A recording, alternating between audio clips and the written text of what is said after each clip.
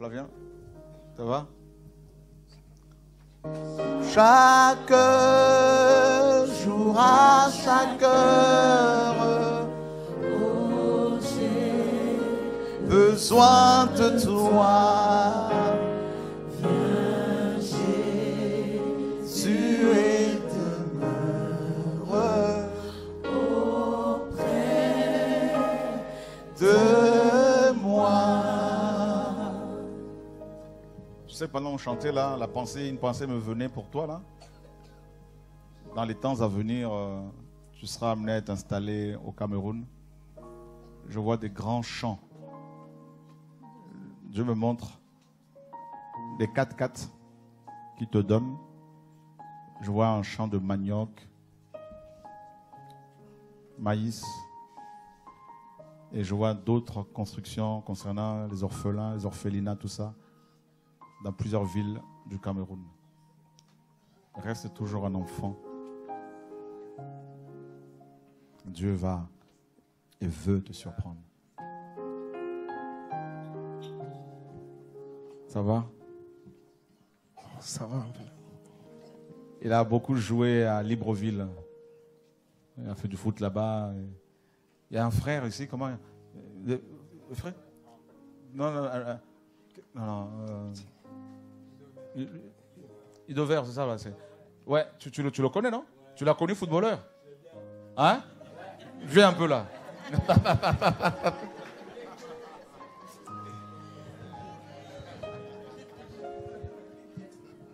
Parce que les gens pensent que non, il n'était pas footballeur, c'était un homme. Donc tu l'as connu footballeur au Gabon? Ouais, je bénis le Seigneur parce que sincèrement le Seigneur est grand. Waouh. Le Seigneur est puissant. En fait, depuis vendredi, on s'est vu, mais c'est tout à l'heure en échangeant que je me suis rendu compte que j'allais assister à des matchs où il était gardien. Wow. Mais c'était un très grand gardien, il était un peu plus costaud que là. Et à force de jeûner, hein, tu vois, la prière. Déjà. Et gloire à Dieu. Sincèrement. Donc il était bon. Très bon, mais voici pourquoi on l'avait surnommé Barthez. Ah bon? Donc, oui. Mais tu me l'as déjà dit ça? Mais pourquoi tu m'as caché des belles choses comme ça? Vraiment, il était à Mangasport, je crois bien, c'est à Mwanda, c'est-à-dire dans la province du Haut-Togo. Et moi, j'étais au lycée. Et lui-même, il peut témoigner. C'est vraiment une ville où il y a eu plusieurs talents, d'ailleurs, même au niveau de l'équipe nationale. Et souvent, j'allais regarder vraiment les matchs. Et il était gardien de but et très bon. Et je me souviens même de ses coéquipiers. Plusieurs. D'ailleurs, je ne vais pas donner les noms, mais on a discuté, lui-même, il le sait. Et pour moi, c'est une joie. C'est vraiment une joie de savoir qu'il a donné sa vie au Seigneur. Et c'est pareil que pour mon frère Isaïe, parce qu'on a eu un entraînement. Tu le connaissais aussi au Gabon? Très bien. On a eu un entraînement, je crois, en 2002 ou 1, je ne sais pas, par là. Il était en vacances, en fait. Voilà, il était rentré au Gabon et au stade de la Fopi, où son papa travaillait. Donc, on avait eu à s'entraîner parce que mes cousins, en fait, ils se connaissent très bien même. Donc, du coup, quand je le vois comme ça... Comment on l'appelait là-bas? Shiva, comment? Ouais, Shiva Star. Donc, Shiva Star. Et c'était un grand buteur aussi du pays, parce qu'il faut dire que, je crois, la CAN 2000, 2000 ou 2002, 2012. Non, là, tu marques en Afrique du Sud 2000, voilà, avec Cousin, tout ça là. Et vraiment, c'est parce que moi aussi, j'aimais le foot, mais bon, à cause des études, j'ai dû arrêter. Et c'est des grands, vraiment, que je regardais et savoir qu'aujourd'hui, ils ont donné leur vie au Seigneur. Personnellement, je suis boosté, quoi. Je vous assure que je dirais que c'est un nouveau départ. J'étais déjà attaché, mais c'est encore... en fait, je découvre que dans le Seigneur, vraiment, il y a des vagues, quoi. Et là, je saisis cette vague-là. Vraiment, je sais que beaucoup vont donner leur vie parce que c'est vrai ce qu'il dit. Et c'est la vérité ce qu'ils disent. Barthez, il était intéressant, lui. Ouais. Il était très intéressant avec, je me souviens, tu vois, Herman Sakala. Voilà. Voilà. Après, avec les camarades, les meilleurs au Guy, parce qu'il y a d'autres, on était au lycée ensemble, parce que c'est une ville où beaucoup étudiaient, mais en même temps, ils jouaient. Et vraiment, ce qu'ils disent, c'est la vérité, c'est vrai. Gloire à Dieu. Ça, vraiment, des encouragements. Et voilà, il est attrapé. Ouais, il faut persévérant, quoi. Isaïe, persévérant, c'est... J'ai envie de vous tenir dans mes bras et vraiment que le Seigneur vraiment... Ouais. Vraiment courage, frère. Que le Seigneur vous garde. Mais il y a mon frère Anne aussi, là. Faut prendre tes bras aussi. Ouais, je vais. Désolé, c'est... Comme ça, chacun reçoit sa dose. Amen. Hein, que le Seigneur vraiment garde nos frères. Et Amen. Prions davantage pour eux. Amen. Prions davantage pour eux. Et c'est vrai qu'ils n'étaient pas connus, mais ils étaient bons par rapport à leur talent. Il faut le dire, il faut reconnaître. Lui, il était bon et les deux étaient bons. C'est vrai que bon, il faut aussi dire que la presse n'était pas comme autrefois. Parce que chaque année, on voit que les médias aussi s'améliorent. Il y a l'évolution. Mais à leur temps, ils faisaient partie des meilleurs de leur génération. Donc, et aujourd'hui, ils font partie aussi des meilleurs de l'armée de l'Éternel. Donc, toi, en tant que footballeur, tu as été initié au vaudou. En fait, ça a commencé un peu plus tôt. Très, très, très, très jeune. Dès la 6e, en fait. Ah bon? Oui. Wow. Les jeux scolaires. C'est là où ça existe commence. aussi le vaudou au Gabon, au Cameroun? Non, au Cameroun, c'était la sorcellerie traditionnelle. Ok. Dont j'ai été initié par mon oncle, Wow. du côté de ma grand-mère, Wow. pour les matchs de collège. Pour les matchs de collège. Ouais, ouais. Déjà au collège, quand vous jouez entre vous, là, déjà, il y a la sorcellerie dedans. Exactement. Wow. Donc après. Donc quand tu joues comme ça, le joueur en face de toi, il te voit comme un lion. Ça dépend. Ça dépend de ce qu'on te donne. Ok. Parfois, le joueur peut arriver devant toi. Est-ce que tout le monde entend quand il parle? Parfois, le joueur peut arriver devant toi, il perd ses sens, en fait. Il ne te voit plus. Il tombe, ou il s'embrouille les pinceaux, voilà.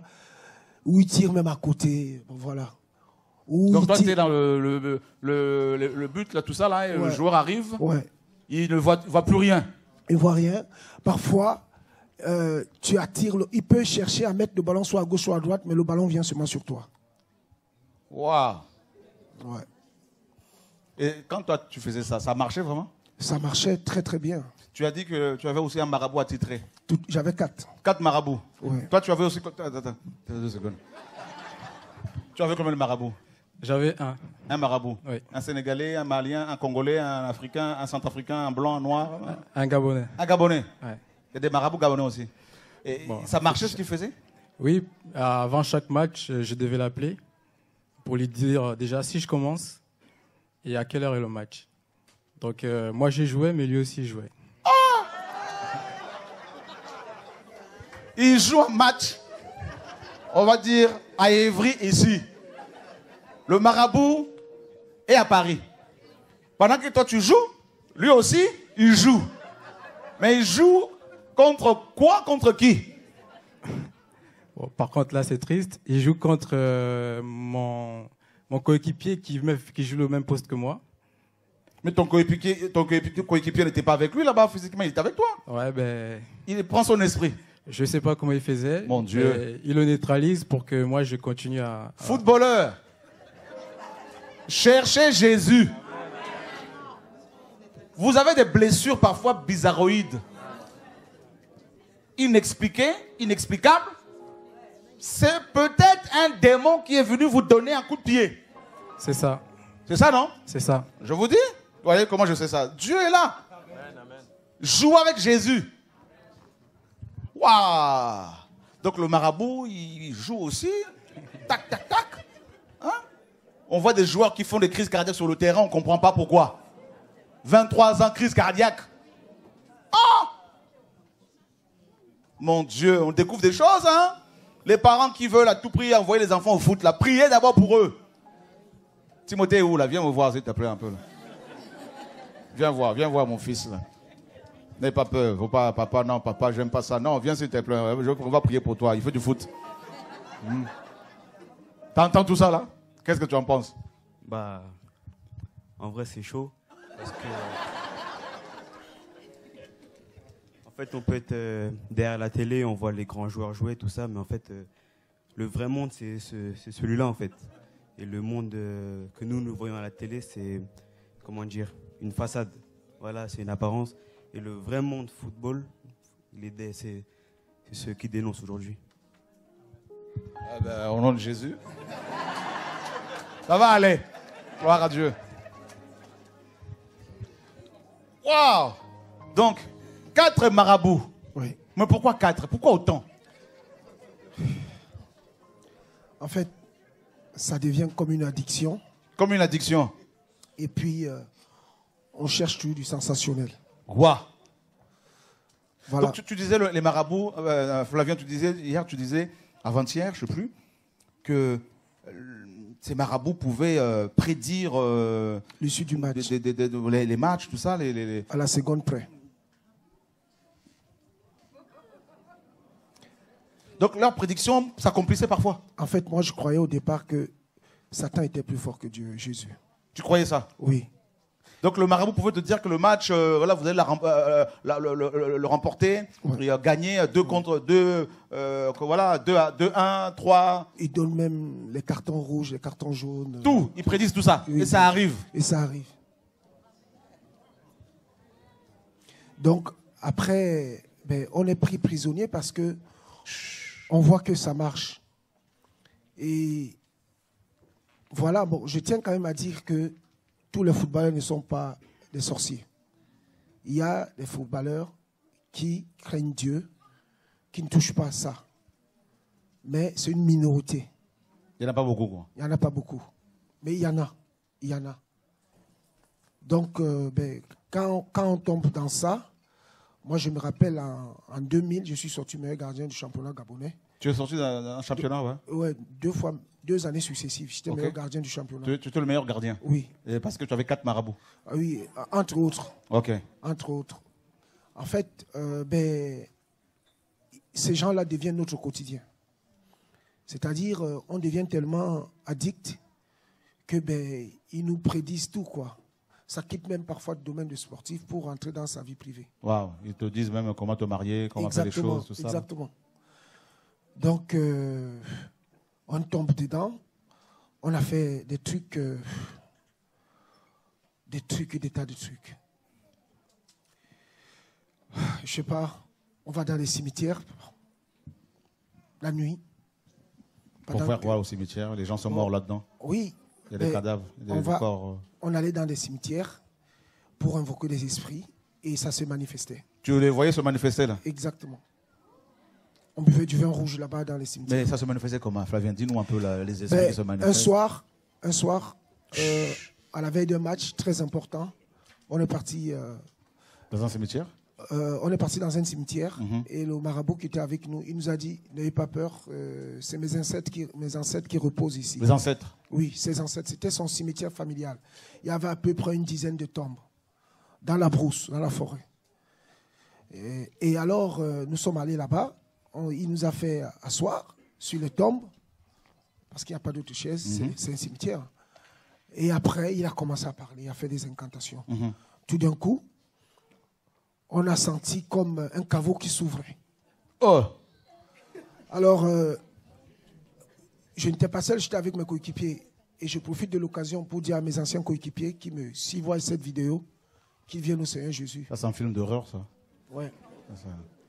Donc, quand on regarde, par exemple, le clip de Michael Jackson, là, Ouais. Thriller, pareil. C'est exactement ça. Pareil. C'est ce qu'il faisait, effectivement. Pareil. Donc, le caveau s'est ouvert. On a vu comment la pierre du caveau s'est décalée comme ça. Physiquement. Physiquement. Personne ne le décale, ne le touche, ne le pousse, rien. On était tous assis, tétanisés. On est dans une forêt noire. On va fuir pour Au Cameroun ou au Gabon? Non, au Gabon. Waouh. Et là, quand le caveau s'ouvre, il y a une grosse abeille qui sort. Balèze comme une abeille qui sort. Balèze. Peut-être Peut-être comme ma paume de main. Ah bon? Une abeille comme ça, là? Oui, exactement. Ça sort avec un vacarme comme pas possible. Et il vient faire le tour de mes coéquipiers et moi, nous tous. L'abeille fait le tour Oui. comme ça, là? Oui, il est rentré dans la bouteille parce qu'il y avait une bouteille de vin qui était là. Il est rentré dans la bouteille, il est ressorti, il est rentré dans le caveau s'est refermé. Oh! Et on nous a servi ces vins-là à boire. Et tu as bu? J'ai bu. Tu es passé par la délivrance depuis, hein? Jésus en personne. Gloire à Jésus. Jésus, oh! Jésus, tu es digne de louange. C'est terrible, hein? Sur la terre et dans les cieux, tu es sans pareil. Qui est choqué d'entendre ces choses-là comme ça, là? On l'invite en pleine forêt, dans un cimetière familial, et le marabout fait des incantations, et un caveau, n'est-ce pas, s'ouvre de lui-même comme ça. Et puis une grosse abeille qui sort de là et qui fait le tour de tous ceux qui étaient là, notamment les joueurs ainsi que leur marabout. Et l'abeille entre dans une bouteille de vin et elle ressort, elle rentre dans le caveau et puis on se referme et puis on leur sert à boire ce vin. Il a bu. Mais vous vous rendez compte de ce que les gens sont capables de faire, tout ça pour avoir un tout petit peu du succès, de gloire et avec de l'argent. Et ils meurent pour se retrouver en enfer. Et aujourd'hui, bien sûr, Dieu l'a délivré. Depuis 10 ans, 10 ans, hein, Oui, tu t'es converti. Je suis à ma 11e année. Voilà, je me rappelle de sa conversion. Au début, c'était vraiment, le Seigneur avait vraiment beaucoup visité.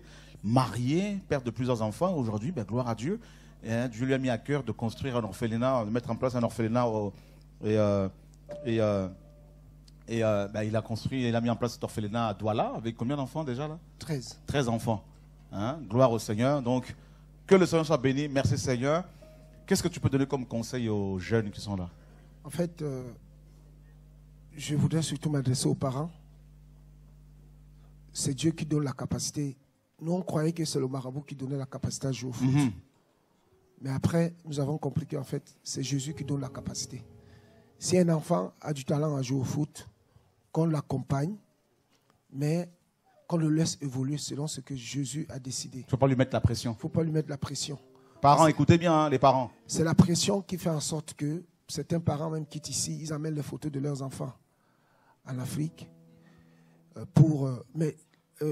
Le dernier programme qu'on a eu au Cameroun, j'ai eu un songe où le Seigneur me disait, va prendre tes photos que tu as laissées chez le marabout. Les photos que tu as laissées chez le marabout, tu es parti les récupérer? Je les ai récupérées. Tu es parti le voir? Oui. Il a accepté de donner? Il m'a donné. Il n'est pas mort, ce monsieur? Il voulait m'appeler mon fils. J'ai dit non. Il n'y a pas de mon fils. Waouh! Gloire à Dieu! Je lui ai dit, le Seigneur me demande de me donner mes photos que tu as chez toi. Il m'a dit, bon, viens les chercher. Waouh! J'ai pris mes Donc photos. quand on est parti en mission là? Oui. Ah, le Seigneur t'aime, hein? Oui. 10 ans après.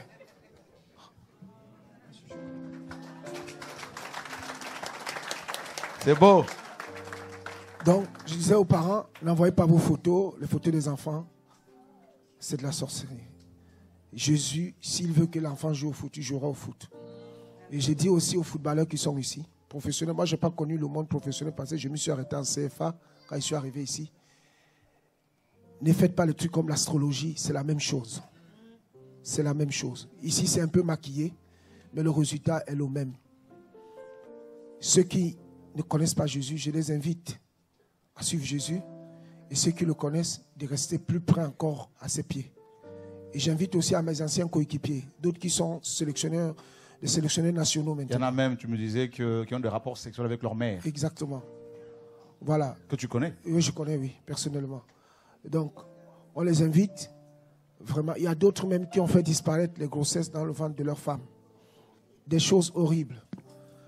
Je les invite de ne pas rester dans cet état, de venir à Jésus. Jésus ne nous juge pas. Jésus ne nous condamne pas. Il compatit, il nous nettoie et il nous donne une nouvelle identité. Donc, vraiment, je remercie le Seigneur pour ce qu'il a fait pour moi et pour mes frères. Waouh, gloire à Dieu, gloire à Dieu. Seigneur, merci. Mais tu vois, Flavien, moi je pense que vous avez beaucoup plus d'expérience que nous dans ce domaine. Je pense que c'est important quand même de faire, à moins que le Seigneur vous ne le demande pas, de faire des émissions pour conscientiser un peu les gens, pour sensibiliser la jeunesse, tu vois, donner, je sais pas, des gens qui peuvent recevoir des conseils pour éviter ces pièges, parce qu'il y a beaucoup de jeunes hein, qui font du foot. Qui fait du foot ici là? Qui fait du foot? Il y a pas aujourd'hui, il y en a pas mal qui font du foot et qui nous écrivent tout ça, qui viennent nous voir. Donc il faut vraiment, je pense que ce serait une bonne chose de temps à autre de pouvoir faire des émissions pour parler de tout ça. Voilà. Il y a beaucoup de couples qui se brisent à cause de ça. Voilà. Vous voyez, un frère là, un footballeur là, qui a été vendu combien 20 millions. Hein. Donc c'est beaucoup d'argent qui sont gagnés, ça brasse beaucoup, des milliards, des millions. 20 millions, vous vous rendez compte? Un salaire de 2 millions parfois, 1 million par mois. 200 000 par mois, ça te tourne la tête. On a des frères qui sont agents de foot et ils ont besoin d'entendre ces choses-là pour qu'ils soient corrects, pour qu'ils soient vrais avec le Seigneur. Vous voyez? Parce que c'est beaucoup d'argent qui sont brassés. C'est pour ça que oui, ça fait un buzz. Mais Dieu se sert de ça, mon frère Esaïe, pour interpeller. Tu vois? Afin que son nom seul soit élevé, connu. Parce que David me disait tout à l'heure qu'il y a au moins 48 médias qui ont relayé cette information. C'est gloire à Dieu. Mais je crois que ça va continuer encore, ça va continuer parce qu'il faut faire des émissions là-dessus. Il y a des émissions sur le foot où les gens sont encouragés voilà, on leur donne des conseils, tout ça, des émissions païennes, hein. Mais pourquoi pas avoir des émissions comme ça? Moi, je pense que TV de vie est là. Il y a aussi Vivre l'Évangile, pour faire des émissions avec des frères de Niort là-bas. Et voilà, pourquoi pas aussi avoir une chaîne comme ça là, pour vraiment annoncer la parole aux footballeurs, aux sportifs. Donc il faut une vision comme ça, là, ça va aider.